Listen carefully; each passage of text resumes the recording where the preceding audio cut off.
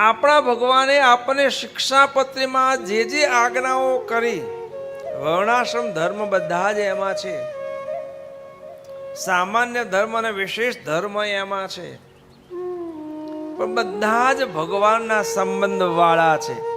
ભગવાનના વચને કહીને કરવામાં આવે જે વસ્તુ, અને આપણા મન કલ્પિત કે મનની ઈચ્છાથી કરીએ જે વસ્તુ, ક્રિયા એક જ સરખી હોય, પણ ભગવાનની આજ્ઞા એ કરીને કરવામાં આવે તો ભક્તિ બની જાય.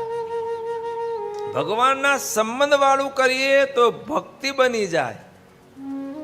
આ અમે રસોઈ બનાવી હોય, જ્યાં સુધી ભગવાનને થાળ ન ધરાવીએ ત્યાં સુધી રસોઈ, પછી ભગવાનને થાળ ધરાવ્યો, લો પ્રસાદ, શું થાય પછી? પ્રસાદ બની જાય ને. ભગવાનનો સંબંધ લાગ્યો તો એ જે સામાન્ય રસોઈ હતી એ પ્રસાદ બની ગયો.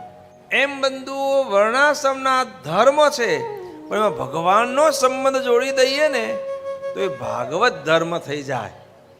ભગવાનના વચને જે કરીએ એ બધું ભાગવત ક્રિયાઓ કહેવાય બધી હો. અને એવો જે ભાગવત ધર્મ, એના સ્થાપનને માટે ભગવાનના અવતાર થાય છે, નહીં કે કેવળ વર્ણાશ્રમના ધર્મ સ્થાપનને અર્થે.